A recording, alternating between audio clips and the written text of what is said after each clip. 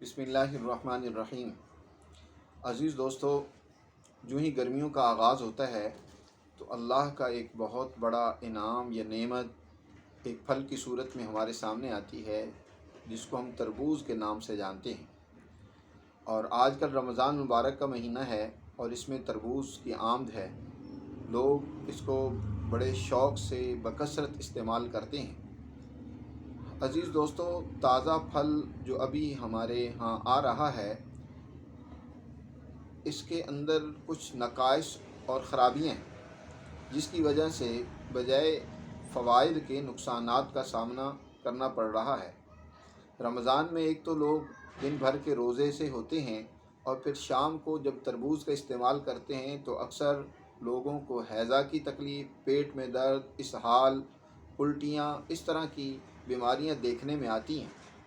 اور اس کی بڑی وجہ در حقیقت یہ ہے کہ ابھی جو مارکیٹ میں تربوز آ رہا ہے یہ پختہ نہیں ہے، صحیح پکا ہوا اپنی اس بیل کے ساتھ پکا ہوا نہیں ہے، بلکہ اس کو مصنوعی طریقے سے پکایا گیا ہے۔ یاد رکھیں، مصنوعی طریقے سے پکایا ہوا تربوز ہو یا اسی طرح کچا گنا ہو، حکماء کہتے ہیں اس کا رس استعمال کرنا یا اس کو استعمال کرنا یہ بخار پیدا کر دیتا ہے، معدے کے امراض پیدا کر دیتا ہے۔ اس لیے ایک تو کچا تربوز استعمال نہ کریں جب تک پختہ تربوز نہ ہے۔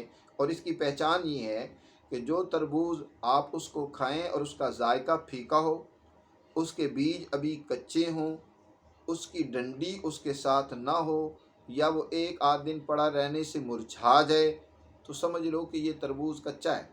یا اسی طرح جب اس کو کاٹیں تو اس کے اندر ہاتھ رکھنے سے آپ کو اس کی حرارت محسوس ہو، گرم محسوس ہو، تو سمجھ لیں کہ یہ تربوز ابھی قدرتی طور پر پکا نہیں ہے، اس کو استعمال نہیں کرنا چاہیے۔ اس کے استعمال سے آپ کو مختلف امراض مثلاً بخار، پیٹ درد، ہیضہ کی شکایت ہو سکتی ہے۔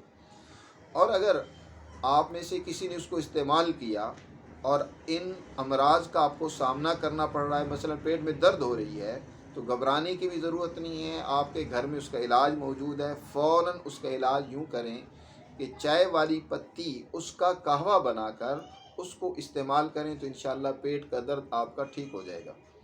مزید یہ کہ اگر کسی کو ہیضے کی شکایت ہو جائے، مثلا الٹیاں بھی آ رہی ہیں، موشن بھی لگے ہوئے ہیں، تو پھر وہ اس طرح کرے کہ چٹنی بنا لے، پودینہ، سرخ مرچ، اناردانہ کی، اس کی چٹنی نمک حسب ذائقہ ڈال کر اس چٹنی کو وہ چمچ کے ساتھ استعمال کرے، 1 سے 2 چمچ وہ اس طرح چبا کر کھا لے، تو انشاءاللہ اللہ کے فضل سے اس کی یہ تکلیف اسہال کی اور اس کی یہ تکلیف موشن کی اور الٹی کی، پیٹ درد کی، بخار کی کیفیت اس کی دور ہو جائے گی۔